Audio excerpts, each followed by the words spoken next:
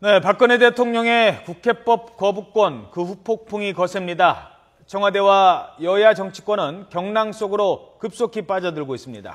최창렬 교수, 김영준 교수와 함께 대통령의 거부권 행사와 날선 정치권 비판으로 요동치는 전국 상황 분석해 보겠습니다. 두 분 어서 오세요. 안녕하세요. 예. 자, 일단 어제 그 거부권 행사 예상은 됐었습니다. 사실 거부권을 행사하는 건 예상이 됐는데 정치권에 대해서 쓴소리, 특히 여당 사령탑에 대해서 그렇게까지 쓴소리가 나올 건지는 예상을 못했어요. 그 부분은 어떻게 분석하십니까? 박근혜 정부는 헌정사상 초유라는 단어가 참 많이 등장했었던 거로 기억이 되는데요. 원내대표, 특히 집권당 원내대표는 국정 동반자인데 불구하고 아주 강도 높은 비난을 하지 않았었습니까? 예. 자기 정치를 한다고 비판을 했고 또 협조를 이끌어내지 못했다고 얘기를 하는데요. 한마디로 얘기해서 지금 국정 운영에 있어서의 지금 집권한 지 반도 지나지 않은 상태에서 대통령을 이렇게 판단하신 것 같아요. 너무 흔들리고 있다. 이 상황 속에서 더 밀리게 되면 다시 얘기해서 국정에 대한 동력을 상실할 수도 있다라고 하는 불안감 이런 것들이 이제 정치적인 승부수를 띄우는 하나의 계기가 되지 않았나 생각을 하게 됩니다. 네, 단순히 거부권 행사를 뛰어넘어서 여야 정치권을 정조준했다고 볼 수가 있겠는데 단어들만 살펴봐도 배신, 심판, 상당히 격한 어조를 사용했었어요. 그러니까 어제 국무회의 발언의 형식이었는데 사실상의 대국민 메시지 같이 느껴졌어요. 대국민 담화 같이 느껴졌고, 우리 지금 말씀하신 것처럼 배신의 정치란 단어, 패권주의로 줄 세우기를 양산한다. 이런 정당을 국민이 심판해달라. 이런 말씀을 하셨거든요. 네. 이런 부분들은 이제 지금 국회법 개정안의 거부권 위헌 소지, 거부권 행사하게 된 가장 기본 요인이 위헌 소지 여부잖아요. 근데 이 부분을 넘는 거다. 다시 말해서 이 지금 거부권을 행사하면서 거부권을 그냥 헌법 절차에 따라서 몇 가지로 조목조목 나열하면서 논거를 이제 제시하면서 이래해서 거부권을 행사할 수밖에 없다라고 얘기하면 되는 것이죠. 그런 걸 일반적으로 예상한 거 아니겠습니까? 그런데 어제 말씀하신 그 내용은 그것과 좀 결이 좀 다르다. 그래서 두 가지 관점이 있는 것 같아요.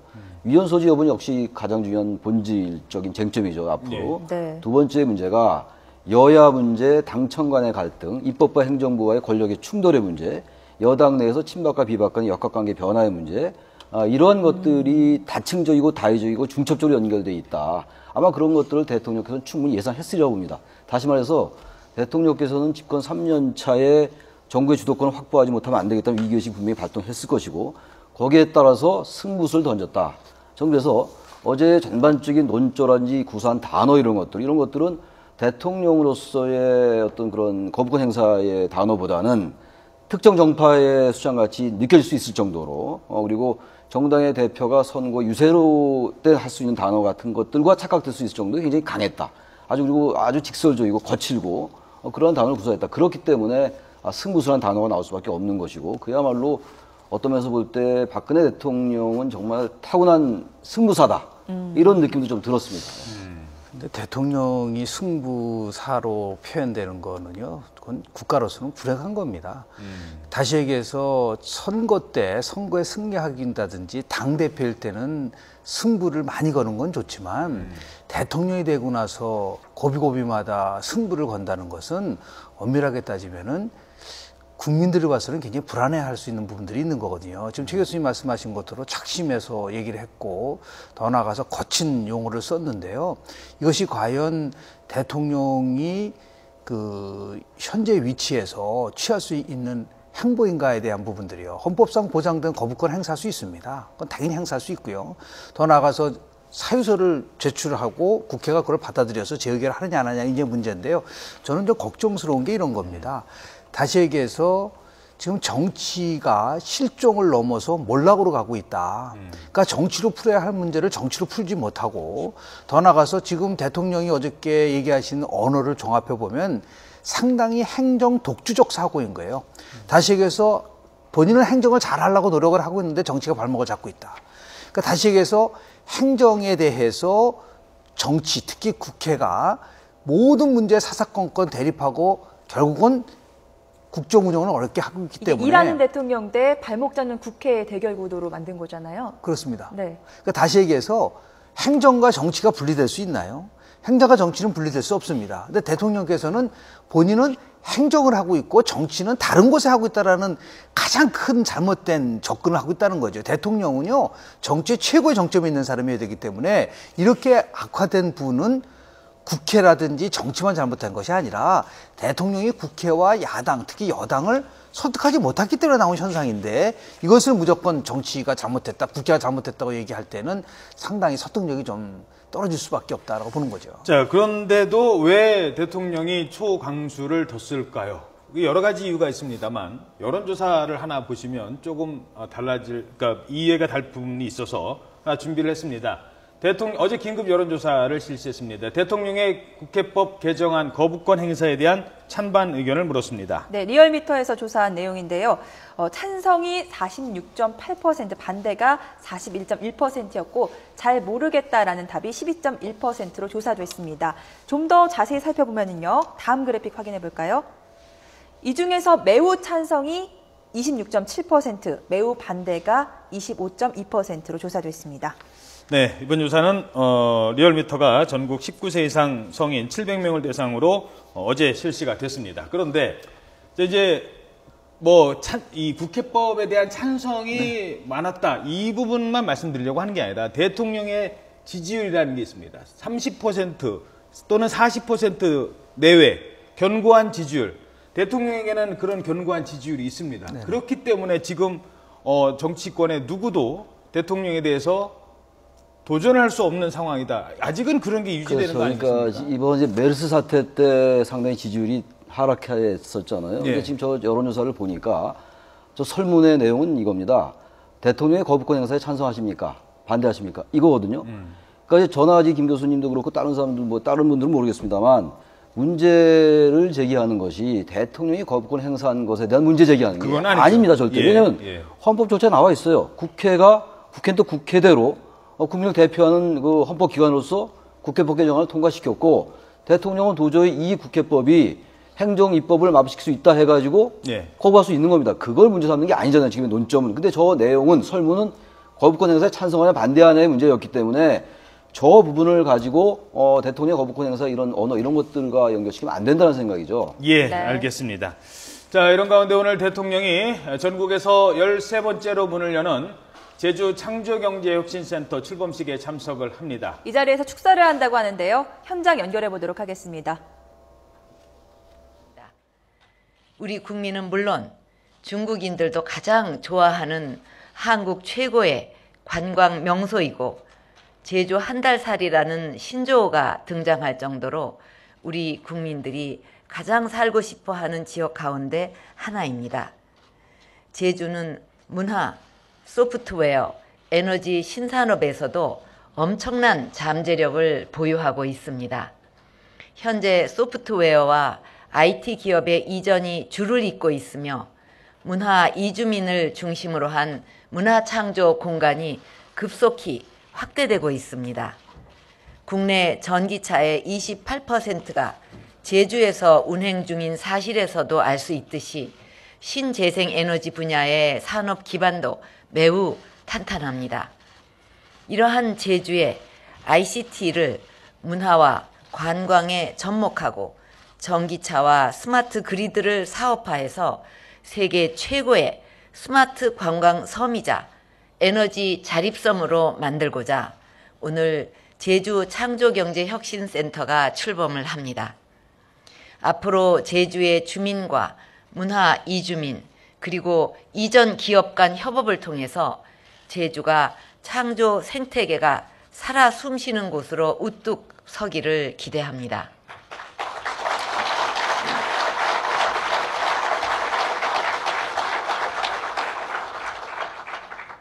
여러분, 제주 창조경제혁신센터는 다음 카카오의 소프트웨어와 IT 역량을 기반으로 문화, 관광, 신재생 에너지를 중심으로 창조경제 생태계 건설을 선도해 나갈 것입니다.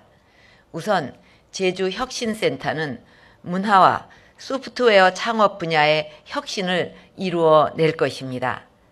문화, 소프트웨어 분야 창업가들은 제주와 같이 삶의 질이 높은 거주지를 선호하는데 그래서 최근에는 실리콘밸리뿐 아니라 산타모니카와 발리 같은 실리콘 비치가 혁신적인 창업 지역으로 급부상하고 있습니다. 제주 창조경제혁신센터는 이처럼 우수한 거주 환경을 기반으로 제주도와 전국, 나아가 동아시아 IT 기업 등 문화, 소프트웨어 분야 혁신 주체 간 연결과 융합을 추진하게 될 것입니다.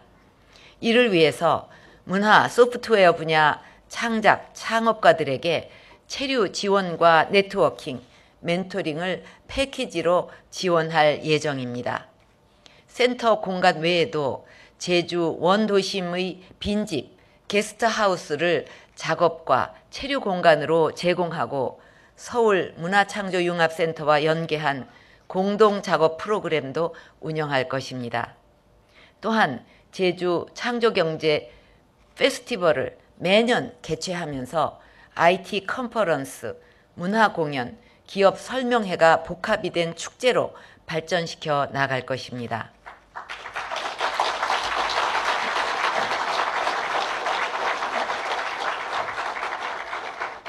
두 번째로는 위치 기반 IT 서비스와 컨텐츠를 연계하고 지역 내 혁신 기관간 네트워크를 통해서 제주를 관광 인력 육성과 관광 산업의 허브로 육성하고자 합니다.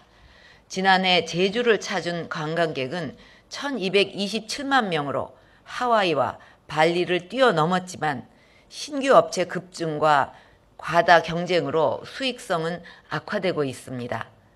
질적인 면에서 컨텐츠 개발 등 많은 노력이 필요합니다.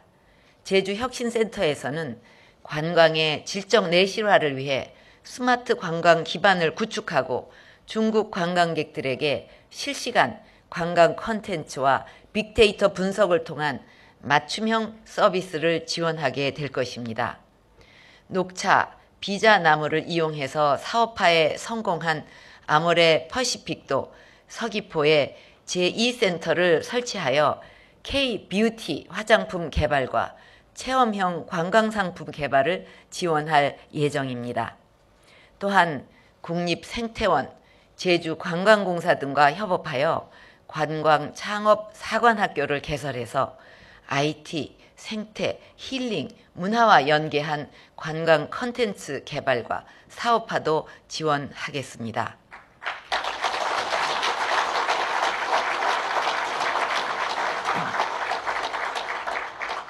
끝으로 제주혁신센터는 제주도를 전기차, 신재생 에너지의 중심지로 만들 것입니다. 제주는 탄소 없는 섬 제주 플랜을 통해서 2030년까지 신재생 에너지 100%, 전기차 100% 대체라는 혁신적 비전을 추진하고 있습니다. 제주는 풍력 발전에 유리하게 바람이 많을 뿐만 아니라 도로의 길이가 길지 않아 전기차 운행에도 최적지입니다. 앞으로 제주센터는 관련 벤처 기업의 창업 지원, 개발기술 테스트와 검증 등 창업 프로세스 전 과정을 도울 것입니다. 또한 에너지 자립섬에 전기차와 충전 인프라를 결합시킨 추자도 시범 사업을 통해서 에너지 신산업의 사업화는 물론 한국형 모델의 해외 수출도 선도하게 될 것입니다.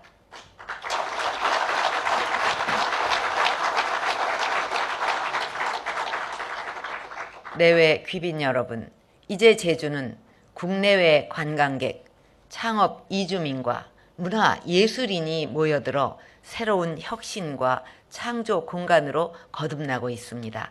앞으로 제주 창조경제혁신센터에서 혁신과 새로운 아이디어가 창출되어 문화와 소프트웨어, 관광과 신재생 에너지 분야의 세계적인 벤처 기업들이 탄생하기를 기원합니다. 감사합니다. 네, 귀한 말씀 해주신 대통령님. 네, 계속해서 대통령의 어제 거부권 관련 발언 내용 분석해 보겠습니다. 앞서 이제 지지율과 지금의 지지율과 대통령의 자신감, 여기에 여당에 대한 공세 이 부분을 분석했는데 좀 설명을 더 해주시죠. 대통령의 콘크리트 지지율이라는 게 보통 한 30% 선을 얘기합니다. 예. 대구 경북과 60대 이상의 고연령층이 이제 전폭적 지지를 하고 있는데요. 오늘 한국갤럽 조사 내용도 보면은 조금 지지도가 상승한 거로 나타나고 있는데요. 문제는 뭐냐면 이러한 단순한 지지율이 결국은 국민들의 전폭적 지지를 갖고 있다라고 하는 자신감으로 바로 직결돼서 예. 정치권과 아주 정면적 대결을 했을 경우에 올 수 있는 나름대로의 또 혼란이 올 수 있습니다. 그렇기 때문에 대통령이 대화와 타협이라는 부분들을 넘어서서 대통령이 약속을 한 게 있어요. 그건 뭐냐면 대통령이 당선자 시절 2012년 12월 31일 날 본인은 국회와 야당을 존중하는 대통령이 되겠다고 약속을 했었거든요. 예. 그런데 어제의 말을 보면은 이거는 정반대적인 거기 때문에 예. 너무 지나친 자신감으로 몰아붙이는 것도 화가 될 수 있다고 봅니다. 알겠습니다. 지금 막 속보가 하나 들어왔습니다. 유승민 원내대표가 대통령께 진심으로 죄송하다라는 발언을 했다고 하는군요. 네, 어제 박 대통령의 발언 중에 직격탄을 맞은 게 바로 이 유승민 원내대표인데요. 박 대통령이 어제 여당 원내 사령탑을 직접 지목하면서 경제 살리기에 어떤 협조를 했는지 의문이다라는 쓴소리를 늘어놨는데 한마디 더 했네요. 네. 대통령이 마음을 열어주길 바란다라는 얘기를 했습니다. 이 뭐 선생님한테 혼난 학생 같기도 하고요.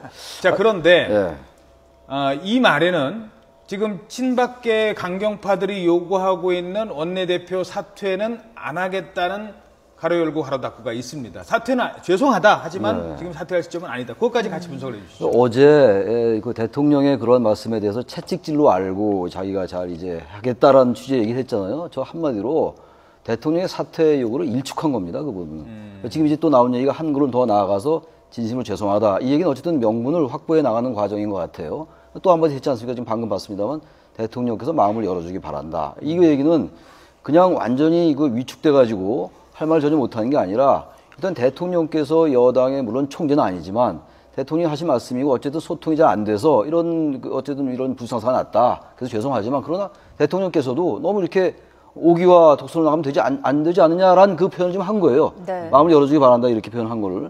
또 하나 지적하고 싶은 게 어제 대통령께서 이제 그런 그 국무회의 말씀이 있었고, 뭐 그야말로 여권, 야권을 싸져서 특히 여당에 대해서 국민 심판해달라는 그야말로 초유의 발언을 하셨잖아요. 이런 이후에 이제 새누리당의 의원총회에서 사실상 몇 명의 의원을 제외하고는 유승민 원내대표의 사실상의 재심을 했단 말이에요. 예. 제의하지 않겠다. 저는 그 모습도 보면서 말이죠. 아까 학생이 혼났다라는 표현을 우리 앵커께서 쓰셨는데 대통령께서 그런 말씀 하셨다고 그래가지고 또 집권당이 말이죠. 그렇게 폐기하겠다. 이런 것도 대단히 보수성 사나워요. 어떤 나름의 어떤 그 논의 구조를 거친 다음에 그런 다음에 여러 가지 당청도 같이 살아야 되고 여권이 어쨌든 같이 공존해야 되기 때문에 이런 논의 과정 거쳐서 이렇게 한다 명분을 확보해 나가야죠. 그 과정이 다 생략되고 대통령 하신 말씀 직후에 바로 의총 열어가지고 제의 안 하겠다. 계속 우리가 지적했던 게 뭡니까? 당청 관계가 지나치게 수직적이고 위계적이다. 그래서 집권당의 모습을 못하고 있다라고 해서 당청 관계, 균형적 관계를 상당히 긍정적으로 평가한 시각이 많았잖아요. 유승민 원내대표와 김무성 대표가 들어선다. 그런데 이렇게 되면 다시 당청 관계가 수직적으로 위계적으로 가는데 새누리당도 동조하는 거예요. 전 이런 잔말적인 모습을 보면서 이게 한국 정치가 과연 21세기 정치가 맞는가라는 말씀을 안 드릴 수가 없습니다. 이 유승민 원내대표의 별명이 미스터 쓴소리지 않습니까? 박근혜 정부 들어서도 계속 청와대와 대립각을 세우는 모습 보여주고 있었는데 할 말을 하는 사람 이런 캐릭터는 이제 위축될 것 같아요. 어떻게 보십니까? 유승민 원내대표가 뭐 많은 평가가 있지만 저는 한마디로 얘기해서 당당하지 못하다. 그러니까 그동안 자신이 얘기했던 부분과 어저께 행동, 오늘 말을 보고 굉장히 저는 실망스럽습니다. 집권당의 원내대표라는 사람이 아무리 대통령이 그렇게 얘기했더라도 마음을 열어주시기 바랍니다. 라고 포함해서 저렇게 꼬리를 내리면서 과연 야당의 원내대표와 협상을 할 수 있을 것일까? 저는 회의적입니다. 정치는 가끔 가다 보면요. 죽어도 살아날 경우가 있고 살아도 죽는 경우가 있거든요. 저거는 대표적으로 살아도 죽는 행위라고 봅니다. 당당해야 된다. 그리고 더 나아가서 집권당의 원내대표라는 그 무게감을 갖고 행동을 했으면 좋겠고요. 저는 그 발언보다는 조금 시간을 갖고 그 상황에 대해서 정확하게 어떤 일이 벌어졌는지에 대해서 국민께 소상하게 밝히는 것이 중요한 것이지 지금 대통령을 향해서 저런 식으로 구애한다는 것은 한마디로 저는 국민들을 염두에 두지 않는 저는 행보라고 저는 봅니다. 예. 자, 시간 관계상 야당의 움직임, 아까 조금 전에 이제 문재인 네, 대표가 기자회견을 했습니다만 지금 당청 관계는 물론이고 여야 관계는 아예 이제 꽉 막혀버렸어요. 어제 메르스법 이거 하나 통과되고 그렇죠. 이 남은 법 어떻게 될지 몰라요. 추경까지 간단하게 어떻게 전망하십니까? 글쎄 이 상황이 어떻게든 뭐 정리가 돼야 되겠죠. 일단 여권 내에서 정리가 돼야 될 것 같고 야당도 이 사태를 완전히 여야 관계를 닫는 쪽으로 하면 안 될 겁니다. 아마 야당 내부도 여러 가지 문제가 많잖아요. 또 이 문제를 가지고 또 이런 쟁점축을 전환시켜도 좋지 않을 것 같고 야당은 야당대로 바로 여러 가지 민생 법안들에 대해서는 역시 더 적극적으로 나서면서 그러나 대통령의 이른바 저런 국회에 대해서 폄하한 이런 태도에서는 계속 비판해 나가되 두 가지 투 트랙으로 가야 된다 이렇게 생각을 합니다. 예. 간단히 좀. 저는 이 문제는요, 헌법에서 정한 절차대로 가야 되는 것이지, 이것을 자꾸만 뒤틀리고 왜곡되고는 안 됩니다. 저는 야당의 부분에 대해서 이렇게 재의결을 하지 않는 상태에서 깔아뭉개는 상태에서 과연 파트너로서 일을 할 수 있을 것인가. 말로는 경제 살리기에 동참한다고 하지만 여당이 적극적으로 의회를 정상화시키는 그런 그 작업을 하지 않은 상태에서 무조건 야당이 따라가라고 한다는 것은 제가 볼 때는 너무 지나친 요구가 아닌가 생각이 좀 들고요. 물론 여당이 의총에서 재결하지 않는다고 하지만 저는 그거는 문제 해결책이 아니고요. 지금 대통령이 여당을 향해서 던진 메시지를 저는 여당의 의원들이 제대로 저는 이해하지 못하고 있는 거라고 저는 봅니다. 예, 알겠습니다. 네, 지금까지 최창렬 교수, 김영준 교수였습니다. 두 분 오늘 말씀 고맙습니다. 네, 고맙습니다. 고맙습니다.